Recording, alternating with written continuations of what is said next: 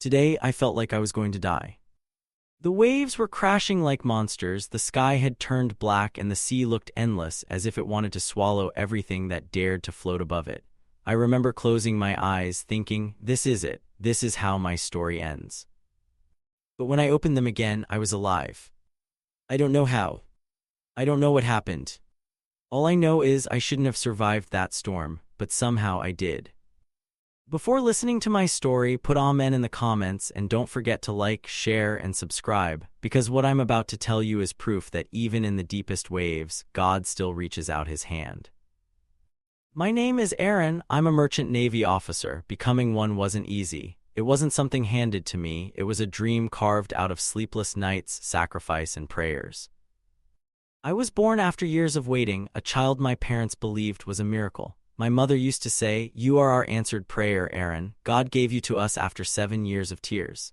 Maybe that's why she was always protective. My parents never wanted me to leave them, never wanted me to go far, especially not to the sea. But the sea called to me. I can't explain it. Some people hear music, some people chase art. I heard the ocean. I wanted to see the world, touch the waves, and make something of myself. So against my parents' wishes, I joined the merchant navy. I promised them, "I'll be safe, Mom. I'll call you every week." She smiled, but her eyes told another story, the fear of losing me. After years of training, I finally wore the uniform. I remember looking at myself in the mirror and whispering, "You did it, Aaron. You made it." My dad hugged me tight and said, "Just remember, the sea is never a friend. Respect it." Life on board was tough, long nights, strange ports, endless water, and silence that could drive you insane. But I loved it. The sea became my second home. Back on land, I had someone waiting, Rachel. We'd been together since college, 6 years. She was my first love, my everything. She understood my job, my distance, my silence. Every time I left, she'd smile and say, "Just come back alive, Aaron." It wasn't easy, the distance hurt, but love kept us connected. We'd talk every night, laugh over video calls, plan our future. I promised her a house by the beach. She promised me a lifetime. One day, I decided to surprise her. I got a few days of leave. I didn't tell her. I wanted to see her reaction when I showed up at her door with flowers. I imagined her crying, hugging me, saying she missed me. I was so excited. But life had something else planned. I reached her apartment, climbed the stairs 2 at a time, heart racing with excitement. I rang the doorbell, holding my breath. A few seconds later, the door opened, but not by her. A man opened it, a stranger.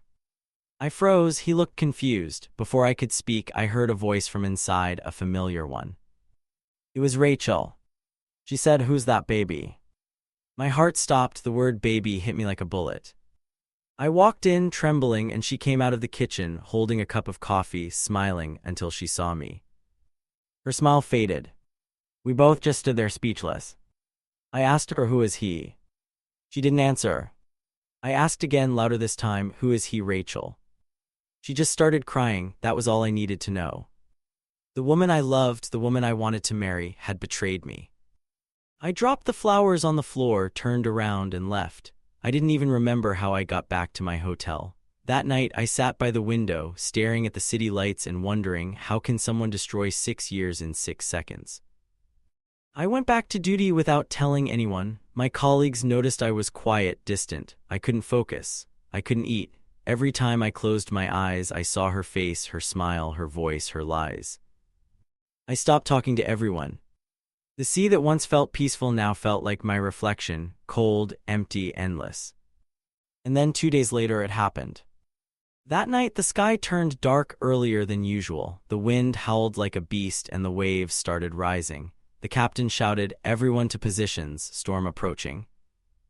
We rushed to our stations. The rain came down so hard it felt like needles piercing our skin. The waves were crashing over the deck and the ship was shaking violently. I held onto the rail, water splashing over me, but my mind was somewhere else, still lost in heartbreak, still broken. I wasn't even afraid of dying anymore.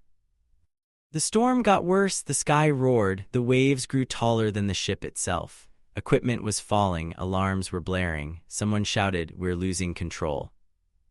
I saw my crewmates struggling, praying, crying, everyone trying to hold the ship together. But I stood there, numb, watching chaos unfold. Then I heard a loud crack. The floor beneath me tilted. I lost my balance and went overboard. The cold hit me like fire. I sank deeper than I thought was possible. The pressure crushed my chest. I tried to swim, but the waves were too strong. My body was giving up.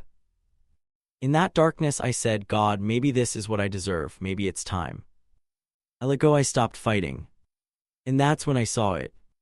A light, faint, golden, shimmering, cutting through the water. It was small, but it moved toward me. My locket, the one my mother gave me with a cross inside, had come loose from my neck and was floating in front of me. The light touched my face, and for a second I saw my mother's face, her voice whispering, "Not yet, Aaron, get up, not yet." Something inside me came alive. I kicked hard, reached for the surface, gasping for air. My vision blurred. I remember waves swallowing me again, then darkness. When I opened my eyes, I was lying on a stretcher, surrounded by people shouting. One of them said, "He's awake, he's alive."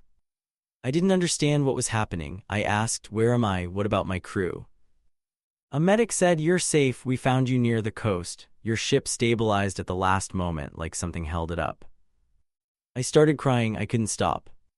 I realized I was supposed to be dead. Everyone thought we were done for, but the ship somehow had stopped sinking. The storm disappeared as fast as it came. Later, when I walked back to the deck, I looked at the sea. The water was calm again, the sky clear. The same sea that had almost killed me now looked peaceful, as if nothing had happened.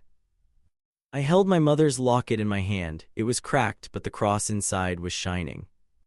That night, I prayed like I'd never prayed before. I told God, "I understand now. You had to break me to bring me back. You had to drown me to make me breathe again."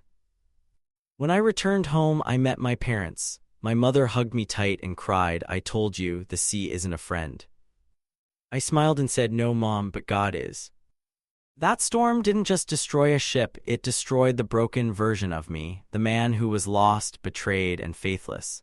It gave birth to a new one who believed again.